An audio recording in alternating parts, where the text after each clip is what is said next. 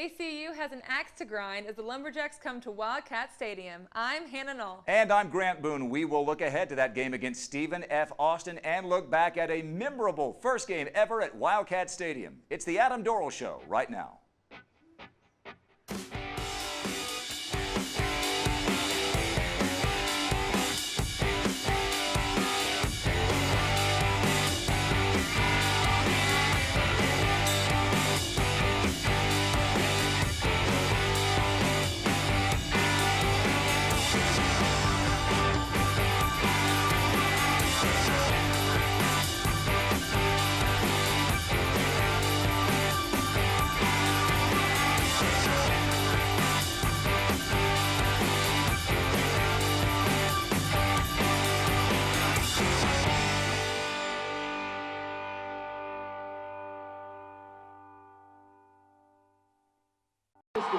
We hope to see you again next Saturday when the Wildcats. The opening of Wildcat Stadium was grand indeed. ACU football reigned on a night these players, students, and all of us who were there won't soon forget.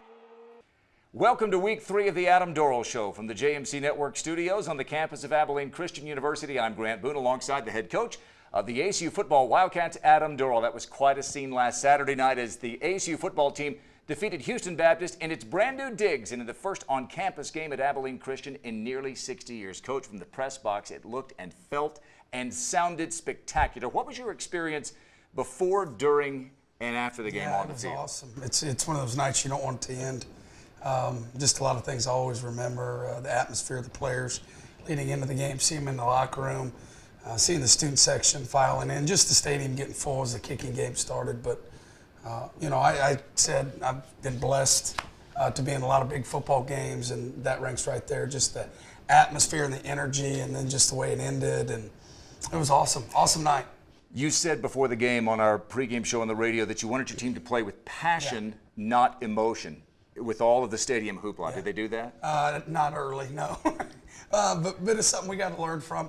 The penalties, if you go back and look at the penalties, we just felt like it was guys too geeked up, a little bit of a lack of focus. But understandable. Yeah, absolutely. And it's something, you know, when you win, that's something you can learn from really easily. So we'll build off that, and we're going to try to replicate that energy next week, but, you know, without the penalties. Well, it was an amazing night, and we will talk about the next opponent, which is tonight against Stephen F. Austin right there at Wildcat Stadium. That'll be a little bit later on in the show. But when we come back, we will look back at a memorable evening at Wildcat Stadium as ACU knocked off HBU, Coach Dorrel's first victory as the ACU head coach. Glad you're with us for the Adam Dorrel Show.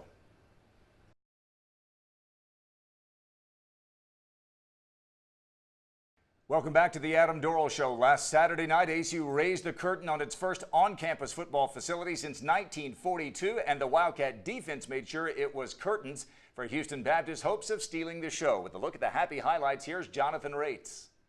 Well, the opening game at Anthony Field at Wildcat Stadium has come and gone as the Wildcats are victorious. The Wildcats defeated the Houston Baptist Huskies in their Southland Conference opener 24-3. The defense was stout all night, just allowing that one first-half field goal as the offense got 2 second-half touchdowns to put the game away late. The Wildcats will next host Stephen F. Austin here next weekend as the Wildcats will look to continue on a great start to Southland Conference season. Now let's join Mark and April in cutting the ribbon and officially open this beautiful new stadium.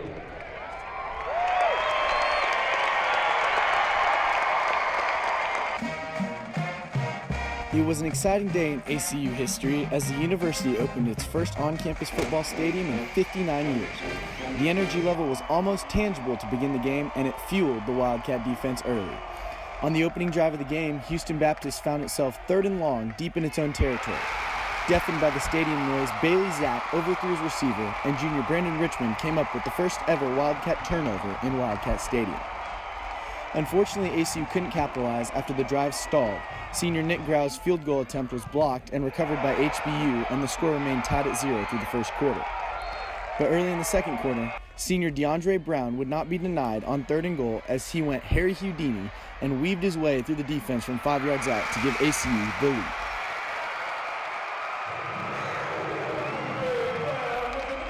Despite the home field advantage, the Huskies would respond later with an Alec Chadwick field goal.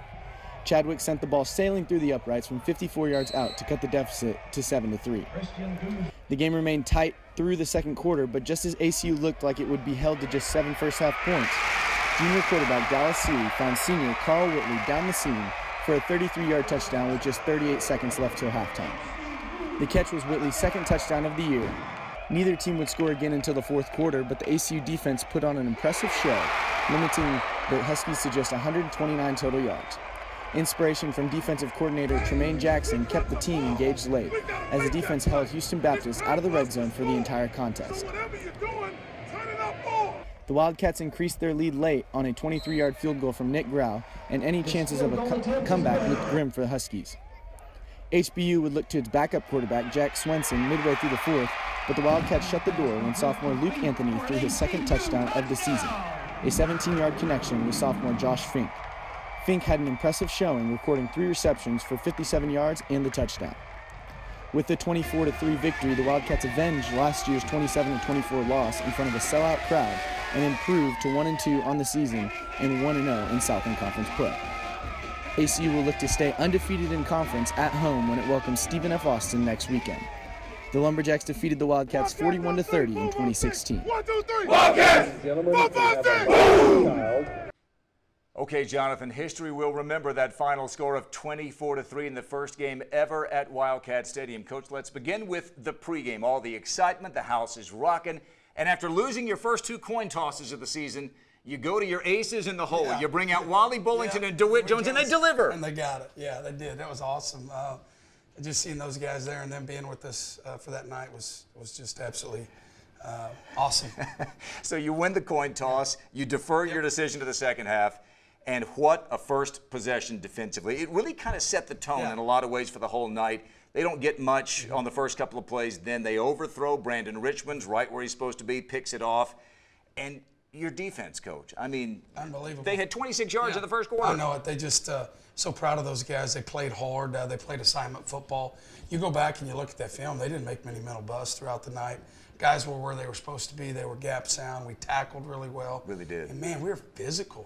I mean, we were coming off the edge and harassing that young quarterback the whole night. So hats off to those guys. They played spectacular. It seemed to me that it was even more impressive because of what Houston Baptist had done in their first 2 games. They'd rolled up basically 400 yards a game in their first 2 games. Absolutely. They had been playing really well, like we had talked about that freshman quarterback. So, I think we rattled him a little bit. I think the atmosphere got to him a little bit. And, that's one of those things I'm sure he'll learn from.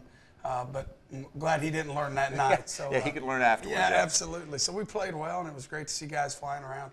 129 yards of total offense is all they had for the entire game. Your team did a lot of good things in the first quarter, but you didn't score. You mentioned earlier in the show you thought that maybe the hype might have gotten to your team. There were some uncharacteristic penalties early. Yeah, there was. And it's again, you go back and look at it.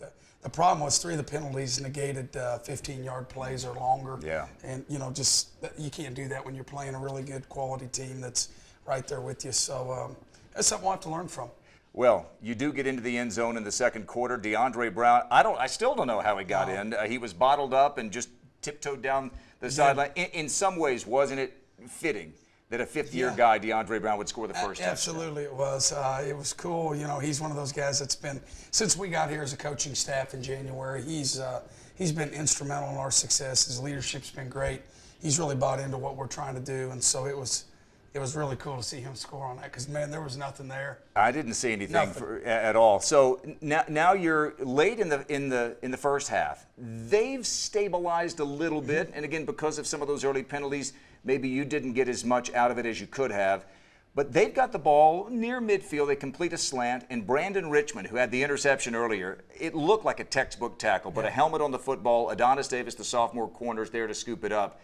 Couple of plays later, you got a 3rd and 21, and what does Dallas Seeley do? He creates with his feet, as he does so often, a 22-yard gain, and on the next play, he hits Carl Whitley. Were there 2 bigger plays than the Richmond hit and the Seeley scramble? No, I don't think so. Those were huge on the night, and I thought set just kind of the mood for the entire night. And when we came back and hit Carl on that pass, it's the one that Dallas threw the interception on the 1-yard line, the exact same route. That's something we'd really worked on all week. It was a double move, and we got their safety both times. Unfortunately, the first time Dallas was under a little duress and underthrew it, and we came back to it, and we said we were going to when we got back down there. And man, he threw a beautiful ball, and Carl ran just an awesome route. You know, 14-3 at halftime versus, who knows, either 7-3. They could have gone down and scored. You never know. Instead, you then completely take over the third quarter. They had the ball for 2 minutes. They had 8 yards of total offense in the third quarter. And you end the night with a Luke Anthony touchdown pass to Josh Fink. His folks, of course, April and Mark, are the major benefactors at the stadium. Had you planned to get Luke in one way or the other somehow? No, you know, it's just one of those deals. It's like I told Luke after the game, you know, he said thanks. I said, don't thank me. You know, he earned the right to play, and he's done a great job. We were at the end, and you're sitting there looking and trying to get Dallas out of there, and it just happened to work out. And I'm thankful it did because, you know, he's a great kid, and he's doing a lot of really good things as a freshman. And here's the killer. We had tried to run that exact same play twice, and both times we took sacks or Dallas got pressured, so he said, hey, we'll try it again for the third time. Third time was a charm. Oh, man, he came wide open, didn't he? It was a double move, and he showed his hands. But it was just an awesome way to end the game. Last thing, 24-3, I don't even think fully told the story of what a dominating win it was. It seemed to me that the defense maximized its opportunities, and maybe the offense, which played okay, I mean, nearly 400 yards of offense, maybe they just didn't quite max out every opportunity they could have had. Absolutely. Is that fair? Yeah, it is. Very fair. You know, take those penalties out and lack of production in the red zone. The missed field goals, we had both those field goals. One of them was blocked. Obviously, it was a low kick, and the other one that Nick missed, the kid got a hand on it. So that's something we've got to really shore up because that's 6 points right there. Great start to the conference season, though. ASU is now 1-0. They'll take on another 1-0 team tonight, Stephen F. Austin. We will preview that game in just a moment. But when we come back, the sights and sounds from the grand opening at Wildcat Stadium. And as we go to break, take a look at some of the scores from around the Southland Conference last week. Keep it right here on The Adam Dorrel Show.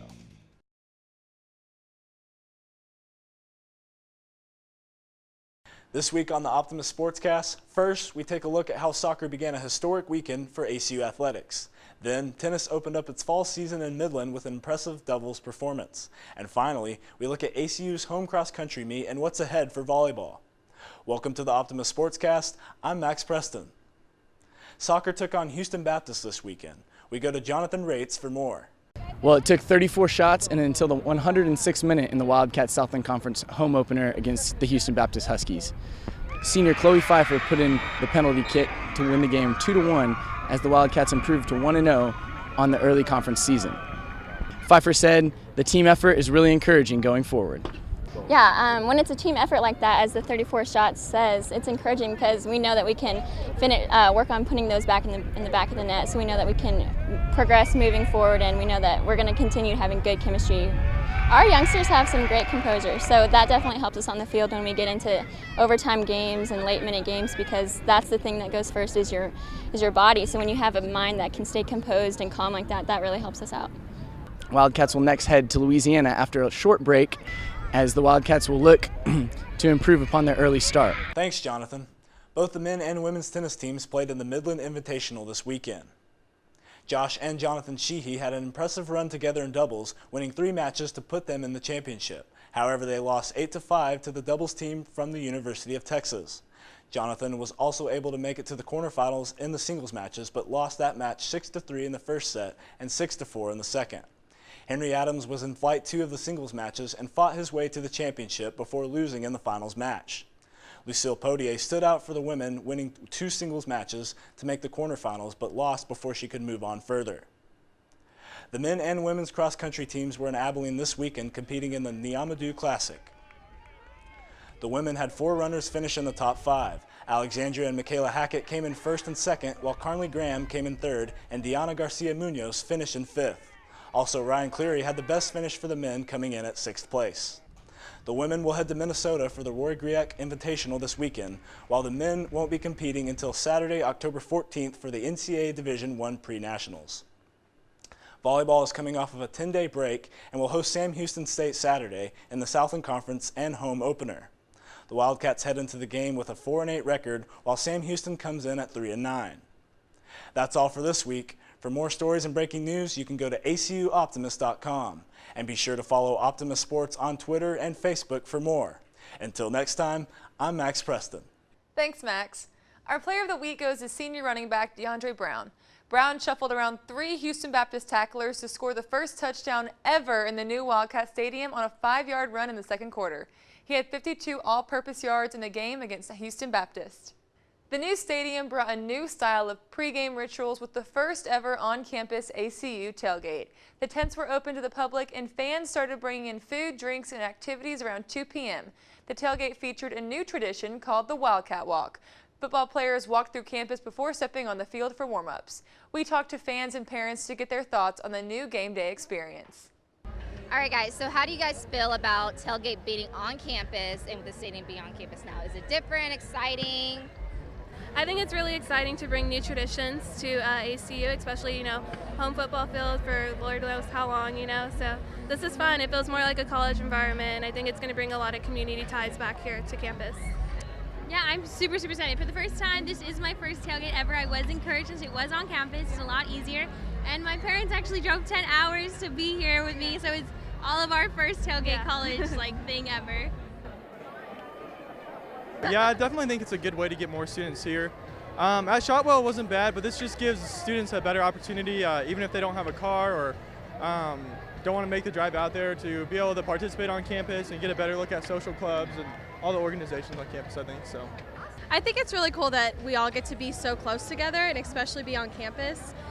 It's a lot easier for people to get here than just make the commute all the way to Shotwell, and I feel like it has a lot more ACU feel to it rather than being all out there. And it adds a lot to the school spirit because when we're at Shotwell, it's like another facility. It's not all ACU people, whereas here we're on campus. These are our people. This is our school, and we're here for our school. So I think it's super cool that it's actually in the center of campus. Yeah, for sure. This is the first year ACU has had our own stadium. We've been at Shotwell for so many years before. How do you feel this is going to affect the football team and the crowd participation this year? Oh, of course it's going to be much better. All your students, they have more time to study. They can get out here and support their football team. Of course it's going to be a lot better. And it's a great place for the whole university to bond together. They're going to win more football games because of this. I think this is so epic. I think I am so proud of ACU right now. From the fireworks to everybody being here, just to the excitement here, I think it's great. I think the game is going so well. I think this is so awesome. I'm so proud to be an alum of ACU.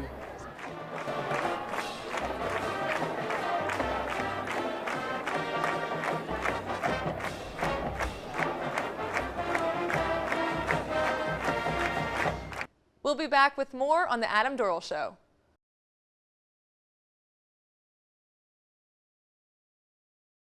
Back here on the Adam Dorrel Show, take a look at this week's Southland Conference schedule. Should be a doozy down in Huntsville, where Nichols, which nearly beat Texas A&M in College Station a couple of weeks ago and is nationally ranked for the first time in a decade as of this week, takes on the preseason favorite to win the league, Sam Houston State, ranked number 3 in the nation. ACU will play both of those teams later this year.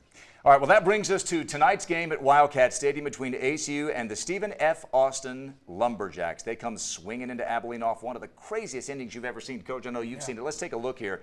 Alizé Ward, in a game that was tied with Incarnate Word with 16 seconds to go, the Cardinals go flea flicker, and Ward is there to pick it off. He goes 70 yards for a walk-off pick 6. It completes a 10-point rally in the final 9 minutes of the game, and it gives SFA a 37-31 victory. So, Stephen F., like ACU, 1-0 in the conference. Coach, sometimes when a team has a crazy, wild win like that, they start to think maybe this could be our year. This could be something special. What do you expect from Stephen F. Austin tonight? Yeah, they're extremely talented. Back end's really good. Defensive line's really good. Just a super athletic group.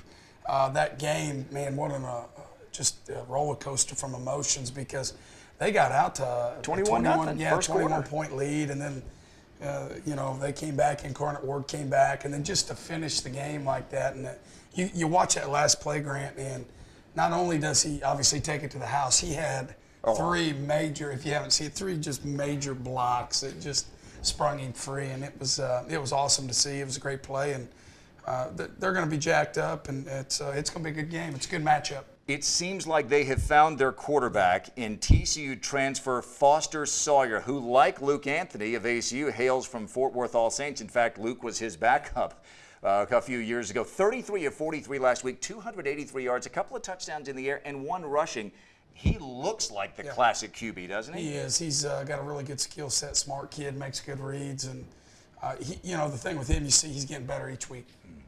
What is the most important thing tonight for your team? Turnovers again. That's the number one thing. We've got to do that. We've been bragging on special teams, and we don't feel like we played well on special teams Saturday. We're trying to get that fixed. They have a phenomenal kickoff return team. That'll be an interesting matchup. And then just again, I'll go back to what I said, just settling in now that it's our second game at home. But feeling that energy and trying to feed off that energy in a positive way. So we're excited to see the student section and all the fans back out for the second game, and it's going to be a good one. It was a great scene, Yes. and we expect a great scene again. Hope you'll join us. Game number 2 at Wildcat Stadium. ASU host Stephen F. Austin. A chance to become the first team in the Southland Conference this season to get to 2-0. Kickoff set for 6 o'clock. Pregame show on the radio at 5:30. For Hannah and for Coach, I'm Grant Boone. Thanks for watching the Adam Dorrel Show. We'll see you next week.